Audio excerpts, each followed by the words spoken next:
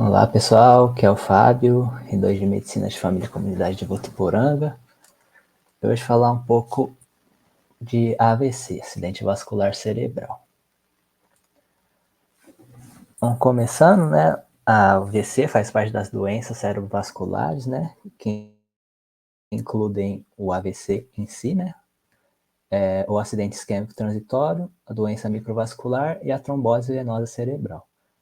Do AVC, ele pode ser classificado como isquêmico ou hemorrágico. O hemorrágico pode ser dividido em intraparenquimatoso e subaracnoide. A definição do AVC, né, é qualquer alteração focal e súbita no fluxo sanguíneo cerebral com manifestação neurológica. E essa manifestação vai depender, né, do tipo, do tamanho e da localização do vaso acometido, podendo ser sintomático ou assintomático. O AIT, que é o acidente isquêmico transitório, é qualquer diminuição súbita e localizada no fluxo sanguíneo cerebral que leve a uma disfunção neuronal temporária, que é completamente revertida depois que o fluxo é restaurado, né, sem que haja morte neuronal. A definição atual exige que os sintomas não durem mais que 1 hora, né, e que a neuroimagem, né, a tomografia, não apresente alterações isquêmicas recentes. Epidemiologia é importante a importância do AVC, né, que ele é a segunda causa de óbito no país, atrás apenas do infarto do miocárdio. O risco de morte, né, significativamente maior em países mais pobres. No mundo, né, corre 13,7 milhões de AVCs por ano, 5 milhões e meio de óbitos, 80 milhões de pessoas sobrevivem e desses 80, 50 milhões acabam vivendo com alguma sequela. Devido a isso, né, o AVC é uma doença muito cara para o serviço de saúde, para a sociedade, porque tem o gasto medicamentoso, hospitalar, né, e depois tem a perda de capacidade, né, do indivíduo depois desse acontecido e da saúde do cuidador também. Fatores de risco, né? Tem os modificáveis e não modificáveis. Esses são idade, gênero masculino, histórico de AVC na família e evento prévio. Modificáveis são as conhecidos já na hipertensão, tabagismo, diabetes, dislipidemia, estresse, fibrilação, apneia do sono, abuso de álcool, anemia, vários modificáveis conhecidos já. Na anatomia, vamos lembrar que o encéfalo recebe cerca de 14% de todo o débito cardíaco e desse cerca de 80% da irrigação, né, vem do sistema carotídeo, chamada circulação anterior, e os 20% restantes vem do sistema vertebrobasilar, que é a circulação posterior. E essa também é a frequência aproximada da distribuição dos eventos cerebrovasculares, que a gente vai ver aqui. Aqui uma tabelinha mostrando quando a circulação é acometida, quais são os sintomas mais prevalentes, né? Então aqui a gente pode ver que quando o AVC afeta a circulação anterior, tem aí 90% de frequência de hemiparesia, afasia facial, 50% de afasia, disartria 40%. Já no posterior, a gente vê que isso cai bastante, né? A hemiparesia cai para 50%, a disartria 40% continua mesmo, mas acaba nem gerando afasia no AVC posterior, né? A gente vê que tem um aumento de hemilopsia quando o AVC é posterior, mas aqui a parte mais interessante, né, que quando o AVC é posterior, costuma mais dar distúrbios de marcha, vertigens e até náuseas e vômitos, né?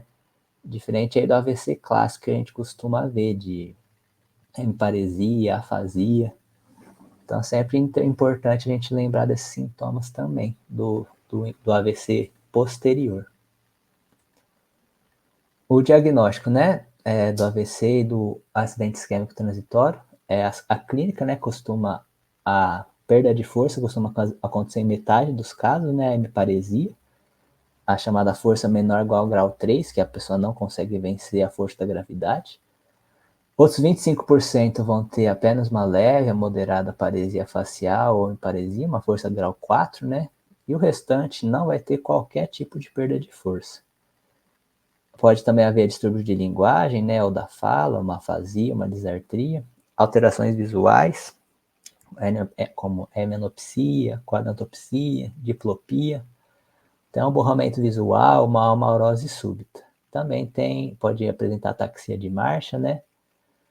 Aqui um mnemônico que a gente pode usar, né, que também pode ser usado pelos leigos, que é o slogan do SAMU, né, o sorria, abrace, cante uma música e urgente, ligue para o SAMU 192, né.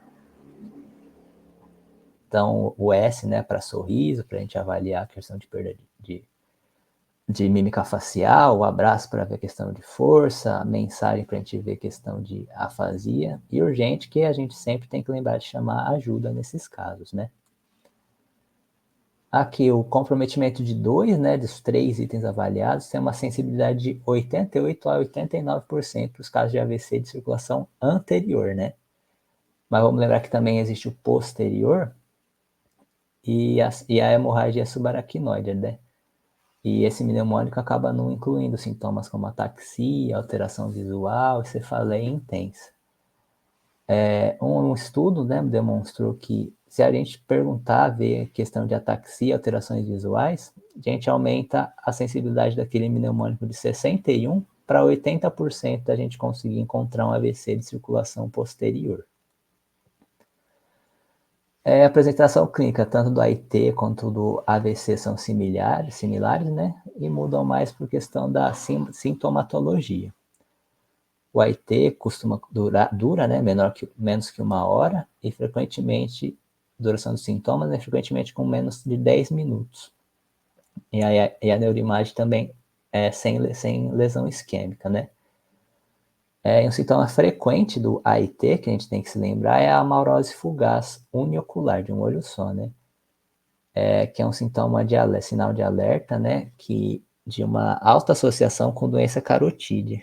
Então, se um paciente algum dia, né, vir no consultório falar que perdeu a visão de um olho e logo depois de um tempo rápido ele voltou, é bom a gente já tentar pedir uns exames para investigar a questão de oclusão da carótida, né, com uma ultrassonografia de carótidas ou uma angio-TC de vasos cervicais para tentar ver um tratamento mais adequado. A cefaleia também é a principal clínica da hemorragia subaracnoide, né? E ocorre sozinha, né, em aproximadamente 40% dos casos. E a grande maioria dos pacientes vai falar que é a pior cefaleia da vida, né, aquela em thunderclap, que a gente fala, né, que tem um início súbito, tem a máxima intensidade em poucos segundos. Que você fala em thunderclap ou em trovoadas, né. Outros sintomas da hemorragia subaracnoide pode ser vômito, rigidez de nuca, rebaixamento do nível de consciência, e o exame neurológico associado, né, como paresia de nervo craniano, alteração de força, de linguagem. Aí no exame aqui tem uma imagem da mímica facial, né, do apagamento das linhas de expressão, caimento de sobrancelha, apagamento do sulco nasolabial, caimento da rima. E tem uma escala, né, que é a NIHSS, que avalia a gravidade e a evolução do quadro. É uma escala de rápida aplicação, né, costuma ser bastante usado já no serviço terciário para ver a evolução e a efetividade do tratamento, né? A gente também lembrar de ver a simetria facial, a força muscular do paciente. Exames complementares, né? A tomografia de computadorizada vai ser a nossa escolha, né? E para investigar a etiologia do AVC, a gente pode usar o ecocardiograma para ver fontes de embolia, né? Ultrassom de carótidas, que a gente já falou antes, para avaliar as doenças ateroscleróticas.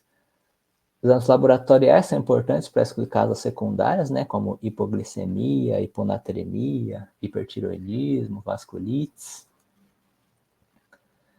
A classificação etiológica do AVC, a grande maioria vai ser isquêmico, né, 85%, e os restantes, os 15%, vão ser hemorrágicos, né. O AVC isquêmico pode ser classificado pelos critérios de Toast como cardioembólico, né, que paciente com uma arritmia, que fez um êmbolo e foi para a região do cérebro, né? O aterotrombótico, igual à questão das placas na carótida, né? Lacunar, que pode levar à demência, né? Às vezes são assintomáticos. Outras etiologias, ou indeterminado quando a gente não consegue encontrar a etiologia. E o hemorrágico, o AVC, pode ser dividido em intraparenquimatoso e subaracnoide. Aqui alguns diagnósticos diferenciais para o AVC, né? Então, pode ser o delírio, né, sem demência prévia, a convulsão, tumores também, síndromes conversivas, delírio com demência, hematomas subdurais, síncope cardiovascular, né, umas labirintopatias agudas também, causas periféricas, intoxicação por drogas, né, hiponatremia e hipoglicemia também. Migrânias, pior aguda da doença de Parkinson, cefaleias, meningoencefalite. Então, vários diagnósticos diferenciais, né, mas sempre na dúvida, né, chamar a ajuda para melhor entendimento do caso e para um tratamento, né, que sempre vai acabar ocorrendo no serviço terciário. Agora, para prevenção, vou comentar um pouco sobre prevenções, né, primárias e secundárias da doença cerebrovascular. Prevenção primária, né, realizada pelo controle dos fatores de risco de um paciente sem história prévia. Os principais conhecidos são a hipertensão, o diabetes, o tabagismo e a fibrilação atrial. Aqui os antiagregantes, né? Lembrar que não tem evidência inequívoca que o AS ou qualquer outro antiagregante reduza riscos em pacientes que não têm histórico, né, de AVC, mas para prevenção secundária a gente sempre usa o AS, né? A dupla antiagregação com clopidogrel e AS tem sido mais estudada para prevenção secundária, dentro aí de 24 horas após o acidente isquêmico transitório de alto risco, ou nos chamados AVCs isquêmicos menores. Essa dupla antiagregação costuma ser utilizada por 21 a 30 dias no AIT, né? E em AVCI menores por até 3 meses, e nos pacientes que têm aterosclerose significativa. Pacientes com doença carotídea, indicação para retirada, né, para endarterectomia ou angioplastia dessa placa na carótida, né? Ela reduz, a cirurgia reduz o risco de recorrência do evento, né? De pacientes que apresentam a estenose maior ou igual a 70%. E o benefício desse procedimento, né, vai acontecer se o paciente tiver uma sobrevida esperada de no mínimo 5 anos, se a equipe responsável pelo procedimento tem uma taxa de complicação menor que 6%, né? E o benefício do procedimento é maior nas primeiras 2 semanas depois do ocorrido, né? Reduz o risco de AVC até 30%. E se a gente esperar muito, o benefício acaba sendo menor que 9%, né? Após 6 meses do evento. Pacientes com fibrilação atrial e a anticoagulação oral, né?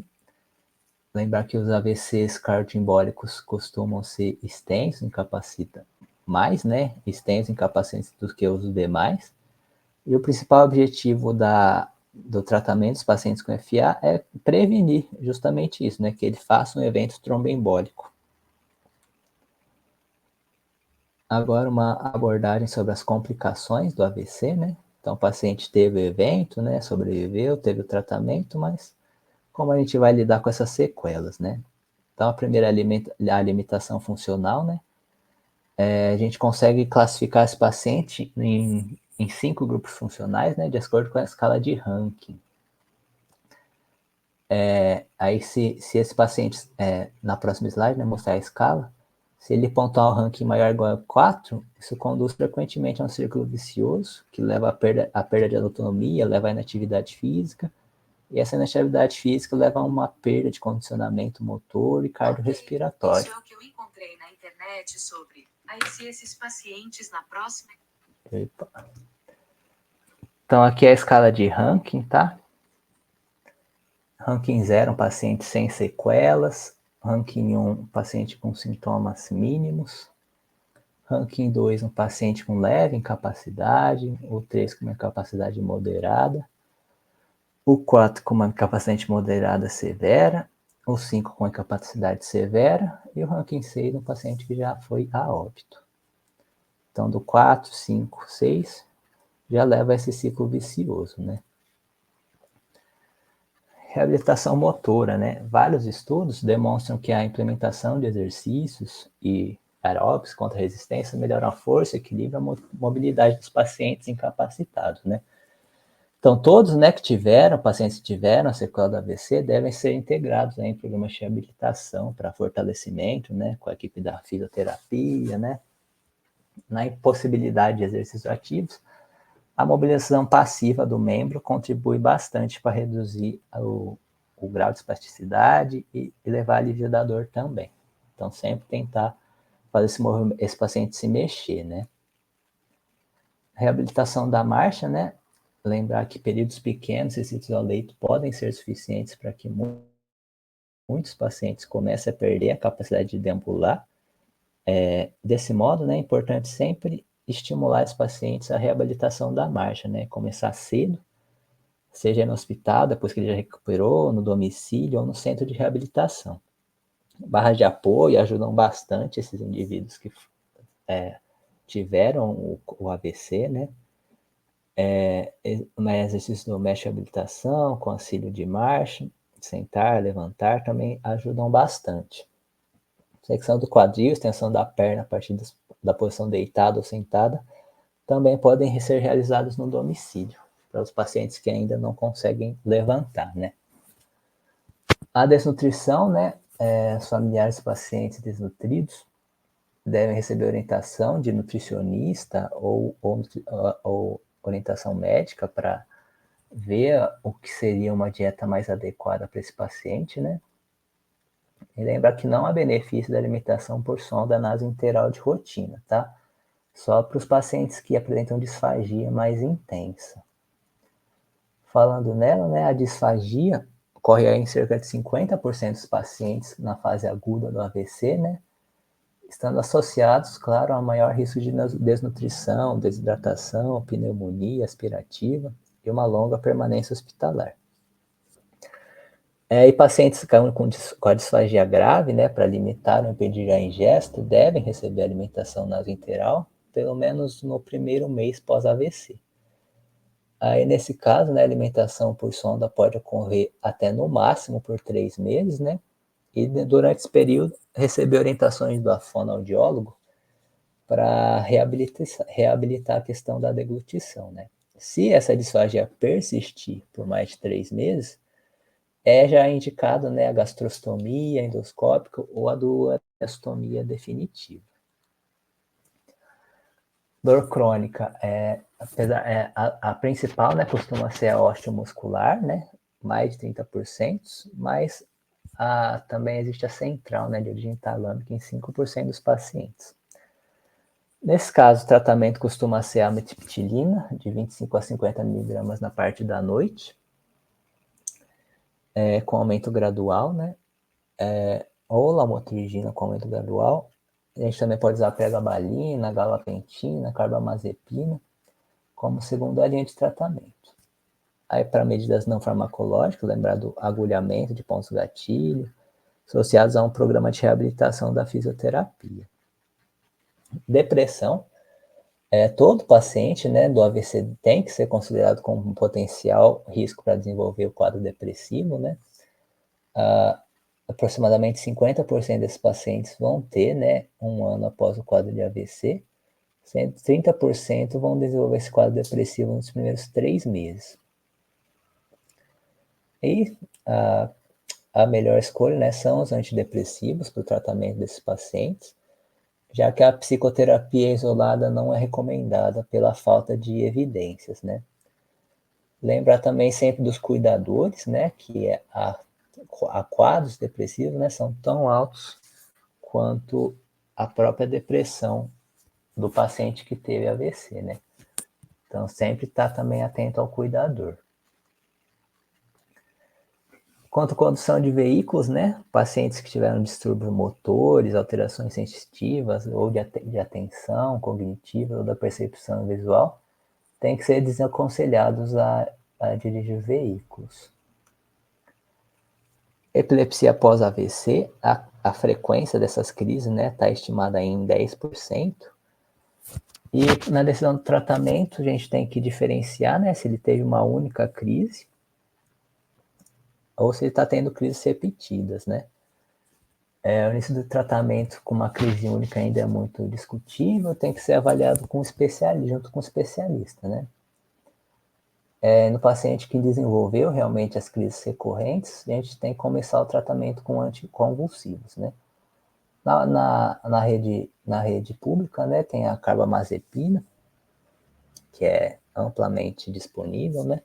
Começando aí com 200 miligramas a cada 5 dias, até tem a dose de 600 a 1.400 miligramas por dia, dividido em 3 doses diárias. Os encaminhamentos para o AVC, né? Na emergência, se a gente sempre tiver a suspeita, né? Para encaminhar esse paciente logo para o serviço terciário para fazer trombólise, né? O tempo é menor de 4 horas e meia, né?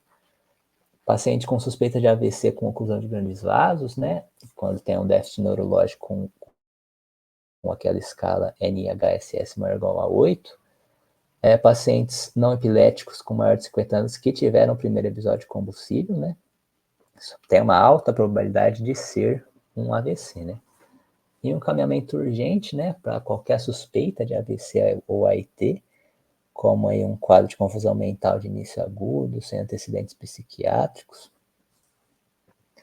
que é mais comum a delírio em idosos ou encefalite em jovens. Aqui está a referência usada para a aula de hoje, tá? Foi o Duncan. Qualquer dúvida, estamos à disposição.